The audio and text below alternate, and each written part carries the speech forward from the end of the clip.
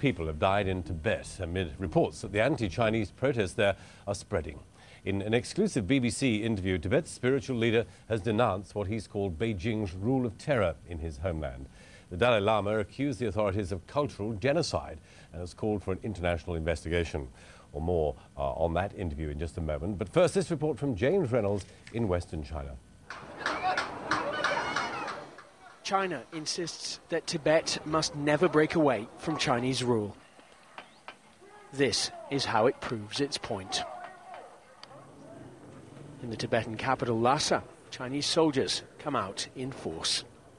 There were two heavily armoured vehicles, 6 ATCs, and then another couple of very lightly armoured tanks. Today it has only been foot patrols in our area.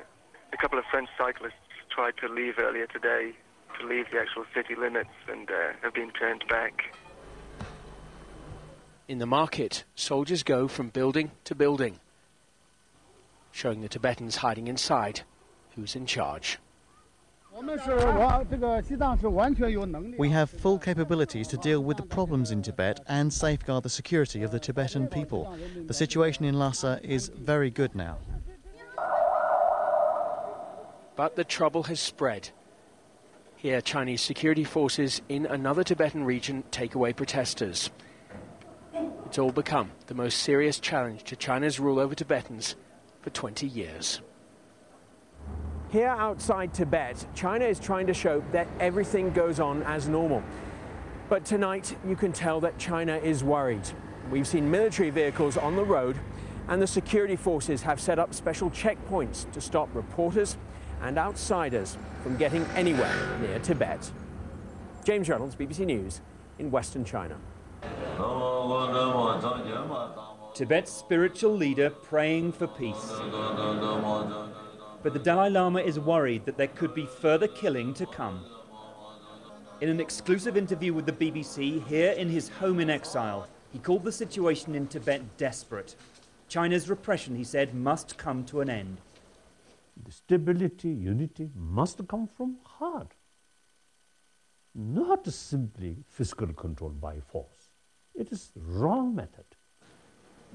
Everyone in Dharamshala hangs on his every word. He spoke of cultural genocide in Tibet and said he had reports of 100 people killed by Chinese security forces in the last few days. They simply feel they have guns, so they can control. It's obviously they can control. But more suppression, more military occupation, more resentment. But there's no sign that China is in the mood to listen. The Dalai Lama admits that he feels a little helpless. I'm worried, anxious, he said, about the Chinese deadline for protesters to surrender by midnight on Monday. But the one thing he does have, both here and around the world, is moral authority. As night falls, Tibetan exiles take to the streets. A younger generation, both here and in Tibet, more impatient for change. And in this Olympic year, determined to be heard. Chris Morris, BBC News, Dharamshala.